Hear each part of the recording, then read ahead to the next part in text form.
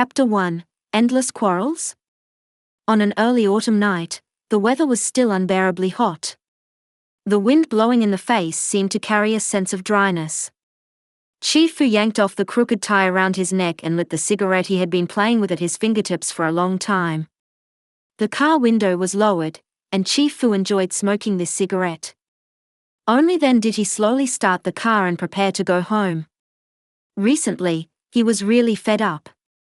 The old man at home suddenly started to keep a tight rein on him. Whenever something didn't go his way, they would start arguing, and every time, he would keep harping on the same matters. The business at work during the day was already giving him a headache, and there was no peace at night when he returned home. And recently, the old man didn't know what madness he was in. He insisted on having him enter into an alliance with the Chen family. TSK, an alliance?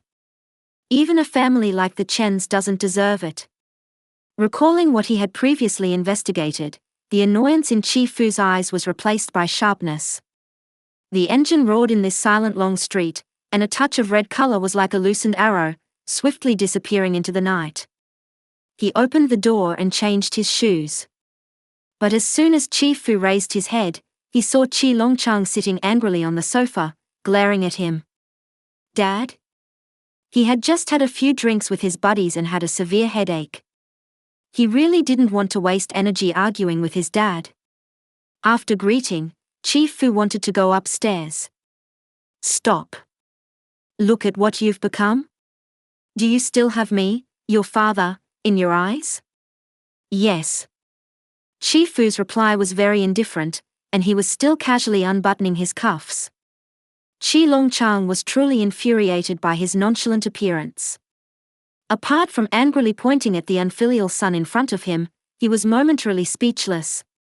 Seeing Qi Longchang panting and glaring at him angrily,祁傅brows couldn't help but knit, and he promptly interrupted Qi Longchang's forthcoming tirade.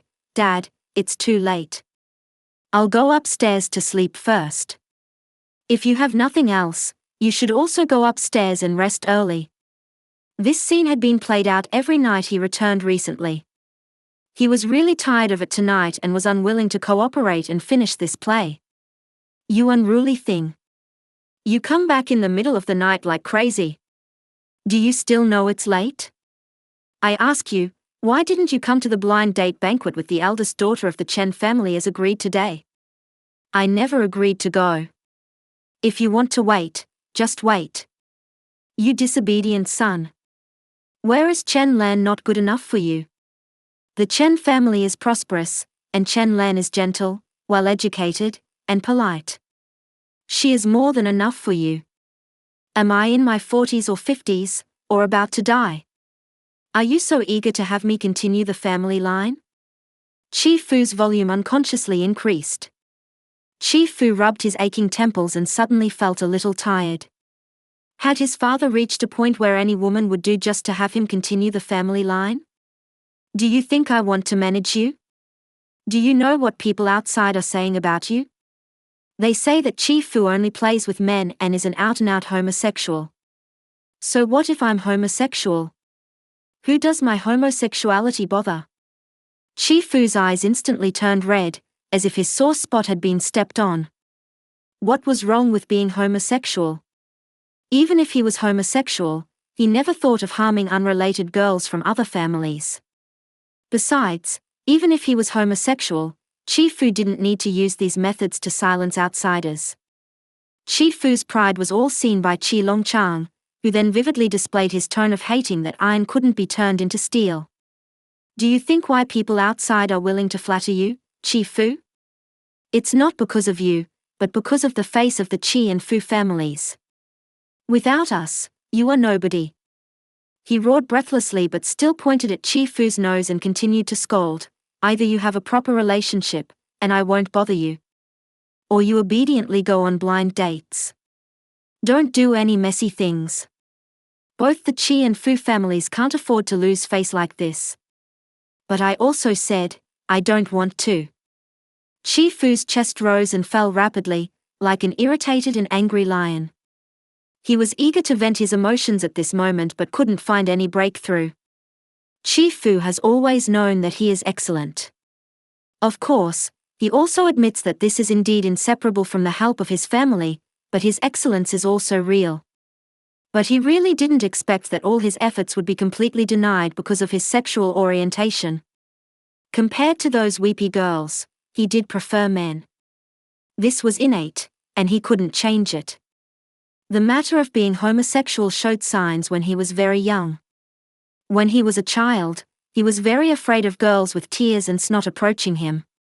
When he was a little older, while boys of the same age were attracted by girls and couldn't help discussing which girl was beautiful, his gaze involuntarily followed those clean and delicate male classmates. This discovery once made him very panicked. Later, when he became an adult and entered more and more circles, he naturally came into contact with more and more new things. Only then did he know that there were people like him in this world. Although he never cared about how others discussed his sexual orientation behind his back, he was indeed a flesh and blood person. When facing the sharp blade personally thrust by his relatives, he would also bleed and feel pain. Fu's crimson eyes and absent-minded silence were naturally judged as rebellious by Qi Longchang, so the tone of his words became even more severe than before. At this point, whether you are willing or not is not up to you alone. Sometimes when seeing Fu's rebelliousness, Qi Longchang really wished to go forward and give him a couple of slaps to wake this confused and unruly son up. Hey! Fu sneered and, with red eyes, approached the middle-aged man who was a head shorter than him step by step, saying, "Yes. I said it doesn't count. Hasn't it always been up to you? Then why did you bother asking me before? I said I didn't want to, but did you listen? Even once?" As if thinking of something interesting, Fu deliberately prolonged the ending of his words, and the corner of his lips curled up in a mocking smile. He reached out to bend back Qi Longchang's still trembling index finger and added word by word, "Why don't you try to force me into the bridal chamber then? It seems impossible. After all, you only seem to know that I play with men, but you don't know that I can't get hard for women at all. Unruly. Shut up." Along with the words came a heavy slap. Perhaps his emotions were overly stimulated by the person in front of him. Qi Longchang coughed for a while before continuing to scold angrily, "Listen to what you're saying now. Are these human words? Do you not even have the most basic family education and self-restraint now? You this vulgar thing are simply trampling on the face of our chief family on the ground." These words were indeed too heavy. Fu never expected that one day his father would label him as vulgar. Impulsively, Fu's tone no longer had the usual consideration, "I'm vulgar? No family education? No upbringing? Then how noble can you be?" Qi Longchang panted rapidly and began to speak without thinking in his words. "Among the younger generation of the Qi and Fu families, how did only you, this disgraceful thing, come to be? Vulgar, disgraceful, only playing with men." One hurtful word after another was all uttered from the closest person. His heart felt suffocated and depressed. For a moment, Fu felt that all of this was meaningless. Qi Longchang didn't notice Fu's anomaly. Instead, the more he spoke, the more frustrated he felt. When he thought of the reactions of the Chen family today, his anger flared up. "Tomorrow, you go to the Chen family in person to apologize. I tell you, the marriage between the Qi and Chen families is set in stone. You can't get rid of it. So you'd better give up those inappropriate thoughts." Fu grinned wickedly, and his words were no longer angry as before, but full of satire. "Since you think so highly of the daughter of the Chen family, why don't you go and marry her yourself? Anyway, it's a marriage into the Qi family. Presumably, the Chen family is willing. But you sacrificed so much for the Qi and Fu families. I just don't know about my mother." Crash. The crisp sound of the glass breaking on the ground finally silenced Fu's rebellious words and successfully pressed the pause button on the father-son quarrel. A streak of scarlet quickly flowed down Fu's forehead. Blood followed the handsome brow ridge all the way down until there was a tinge of red when Fu raised his eyes. Qi Longchang involuntarily took half a step back, and the hand that hung down also trembled slightly in the sleeve. In his shame and anger, he indeed reached out and grabbed something to throw at祁傅. But he never expected that his action would make this father-son quarrel bloody. The atmosphere quieted down for a moment. It seemed that even the sound of blood dripping could be heard clearly.祁傅was in a trance for a long time. It wasn't until his eyes could hardly open that he regained his senses. He casually raised his hand to wipe off the blood on his cheek. His expression was cold, and his tone was calm without any emotion. This vulgar thing, won't stay here to offend your eyes anymore. Looking at祁傅determined back as he left and looking at the bloodstains on the ground, Chi Longchang staggered and suddenly couldn't say a word. There were some words he didn't say and didn't care to say necessarily. But now thinking about it, those words that were spoken were all hurtful. In fact,祁傅, this child, has been his pride since childhood. For more than 20 years, they have never worried about祁傅growth.祁傅was born intelligent. This smart and witty child seemed to have planned his life goals since in the womb. Over the years, with his wisdom and that unyielding tenacity, he has gradually enriched his wings step by step. Perhaps it was precisely because of this that祁傅, as the only son in the family, did not take over the family business but chose to venture out alone. Chi Longchang did not interfere too much. He actually wanted to see how far this child could go on his own. After all, among the younger generation of the same age, who could start from scratch at the age of 16 like him? Although young, his vision was more astute than many elders in the circle. These years, relying on himself, he could also thrive outside. Over the years, no matter who mentioned the name祁傅, the following words were all praise. Chi Longchang clearly knew that these were not all polite words. As a father, he naturally knew his son. Other second-generation rich kids would more or less have some bad habits, but祁傅never had any bad behavior of a second-generation rich kid. Although he was indeed a little arrogant, he did have the capital to be arrogant. Perhaps it was because he had heard too many praises of祁傅. Recently, when these slanderous remarks came instead, he, as the father, was the first to lose his composure.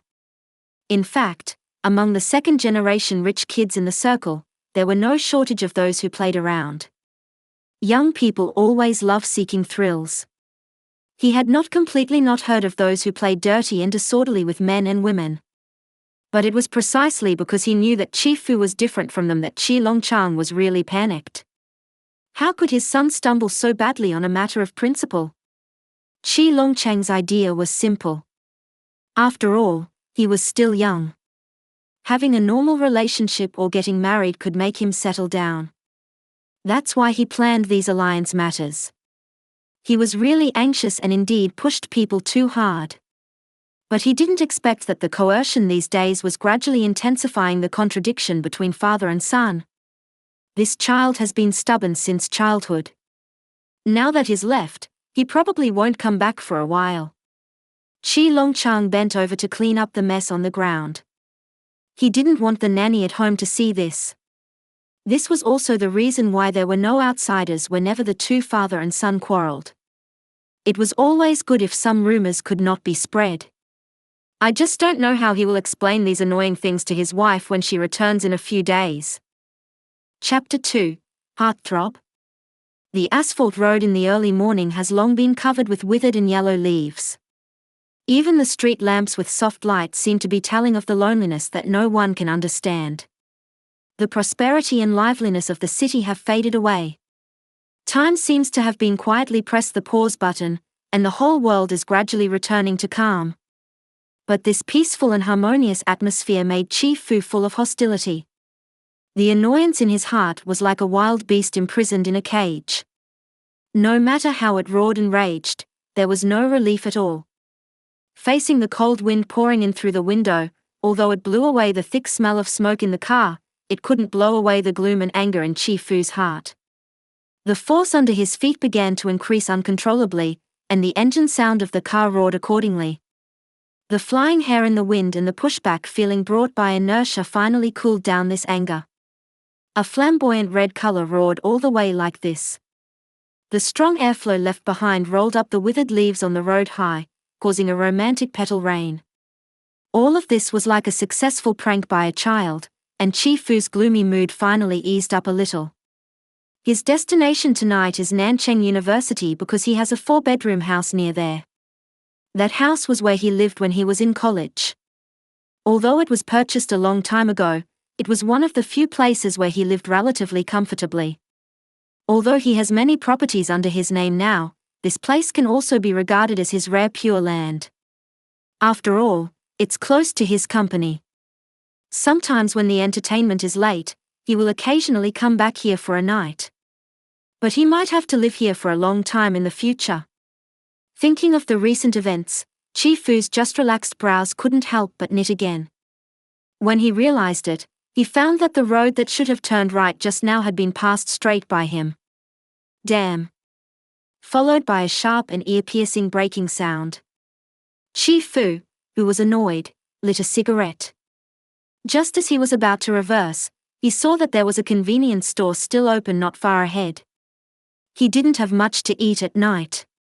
Besides the wine in his stomach, it was just the cold wind that had just blown in. Chifu only hesitated for a moment and still planned to reverse and go back. After all, he has never had the habit of having a midnight snack. But at this moment, his stomach, as if in response, made a few slight protests. Chifu sighed softly. With one hand holding the cigarette and the other hand grasping the steering wheel, he let the car drive forward slowly. Just when Chifu was about to park the car in front of the convenience store, a small pickup truck carrying goods also stopped right in front of the convenience store. Chifu raised his eyebrows and saw that the pickup truck, neither too big nor too small, just completely blocked the entrance of the store.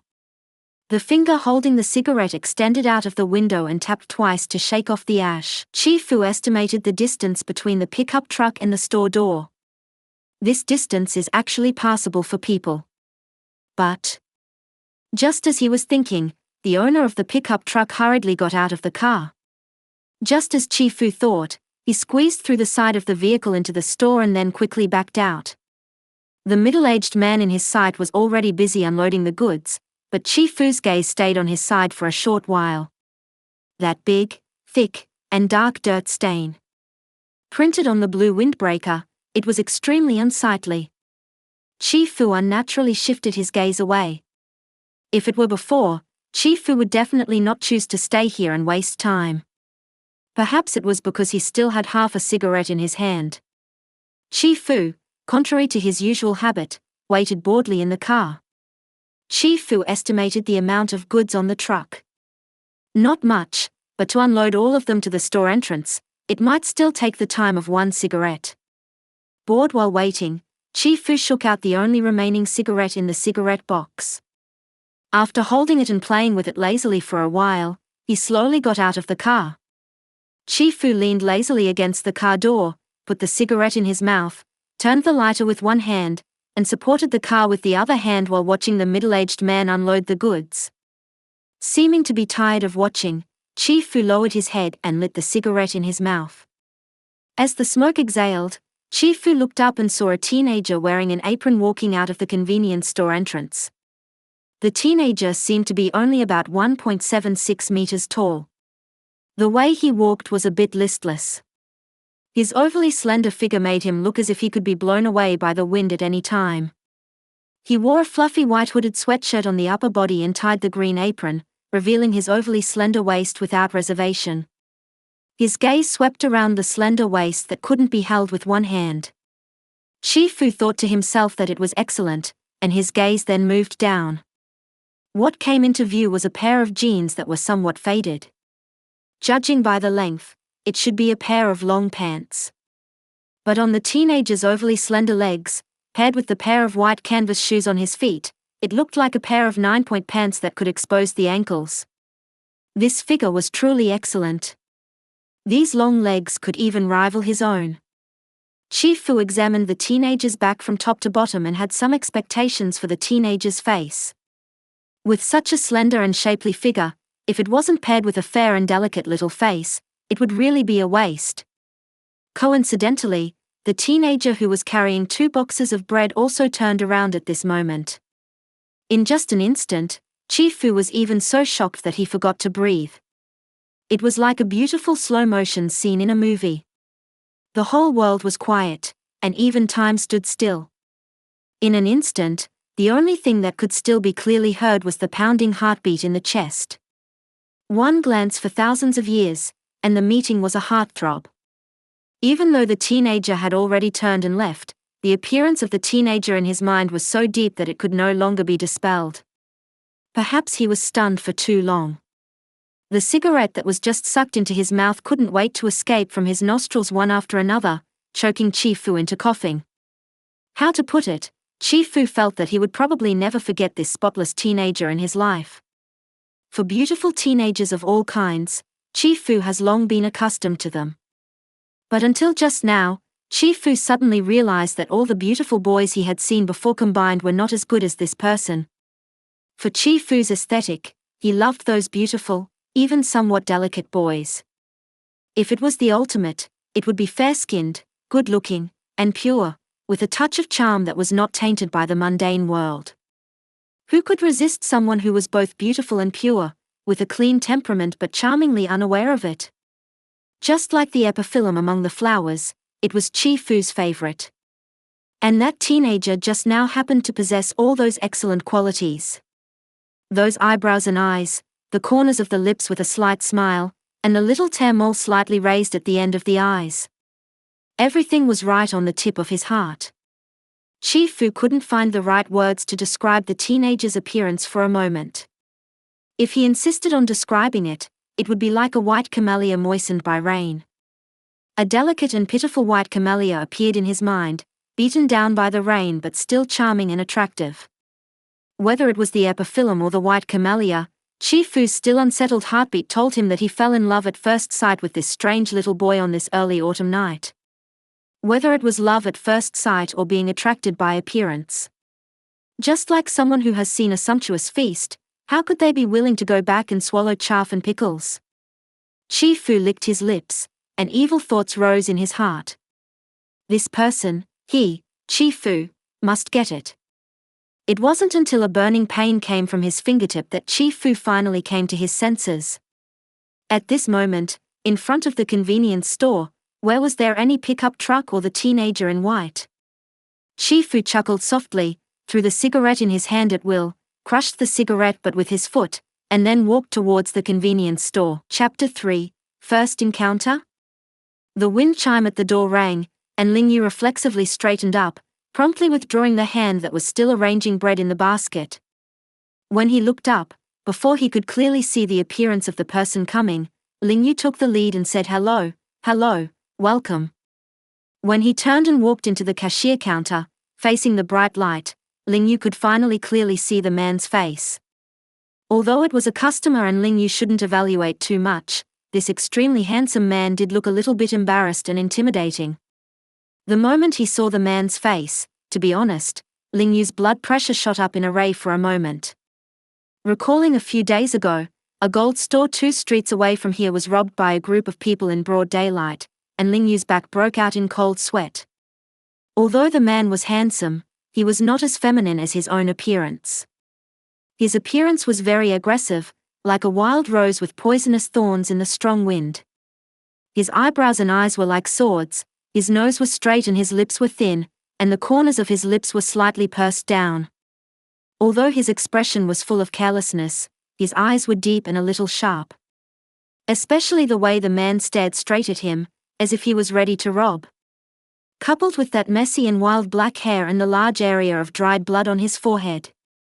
Sure enough, although he was handsome, he really looked like that. His gaze then moved down. The next moment, Lingyu imperceptibly let out a light breath, and the slightly trembling fingertips gradually relaxed. If it weren't for later, when he saw that the man's dress revealed an undeniable noble air, the hand he secretly put in his pocket would have really dialed the police number. On the forehead, the teenager's forcibly shifted gaze, the teenager's tense and gradually relaxed body, and the teenager's fingertips that were deliberately exposed on the counter but slightly trembling, none of these escaped祁傅eyes. Fu raised his hand and touched his forehead, and his eyes looking at the teenager were full of teasing banter. It seemed that he had scared the person. But was the wound on his forehead really so terrifying? Lingyu glanced at the watch that the man inadvertently showed on his wrist. Even if he didn't know much about luxury goods, he could tell from this low-key and luxurious appearance that this watch was very expensive. All right, now he was completely relieved. Such a rich person, it was estimated that even if this store was given to him for free, he would be too lazy to take a look. After relaxing, in the face of the ridicule in the man's eyes, Lingyu remained indifferent. After all, he was the only one on the night shift. It was always good to be careful.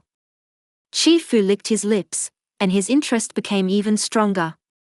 This teenager, apart from his appearance being at the top of his preferences, even his personality was so interesting.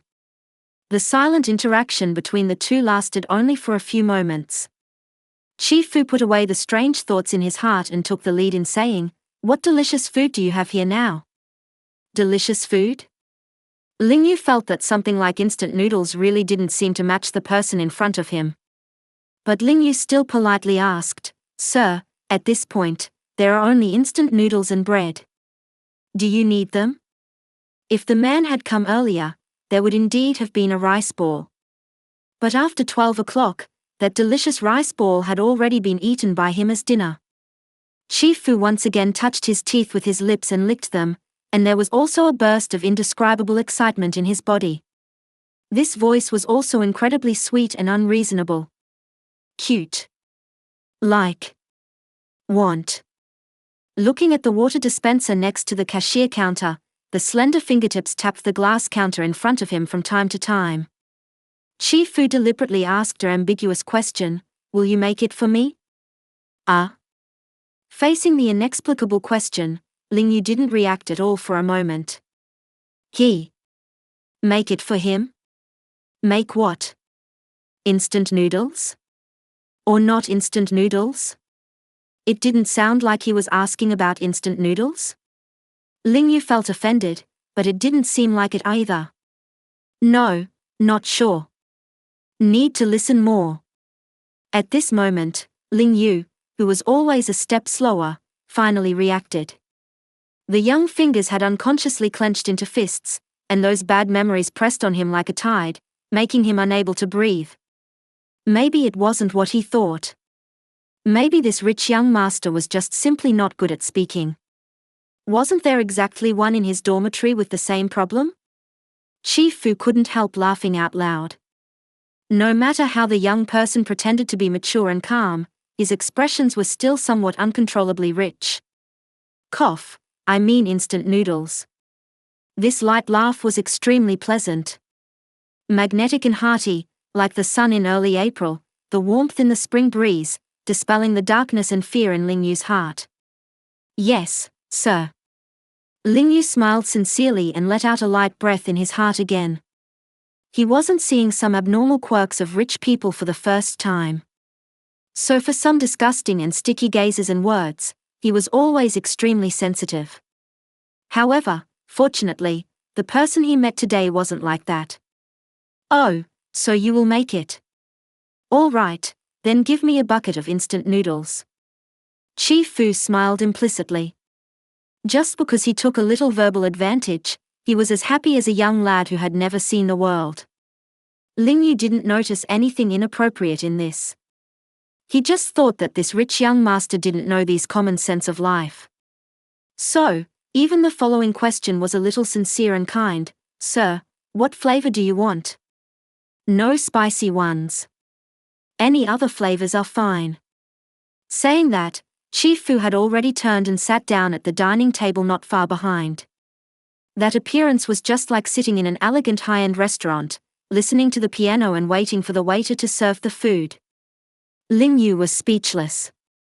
Under the man's casual gaze, he bent down and took out a bucket of sauerkraut-flavored instant noodles from the carton beside his feet. When he looked up, he saw that the man, who had just been so elegant, now had cracks slowly appearing on his face. Sorry. He didn't mean any disrespect to the guest. Really? This really couldn't be blamed on him. Who told the shelf with the instant noodles to be so far away? Moreover, not being able to stay away from the cashier counter was indeed a hard rule. Are there eggs? Add 1. Okay. Lingyu put down the seasoning packet in his hand, bent down and took out a marinated egg from another carton beside his feet. Ham. Before the man finished speaking, Lingyu answered yes first. Sausage. Then, Chifu watched as the teenager in his sight bent down with a smile again. The corners of his eyes twitched uncontrollably, and the corners of his lips that had been slightly raised because of taking a few verbal advantages just now also drooped at this moment. His heart was really mixed with all kinds of feelings.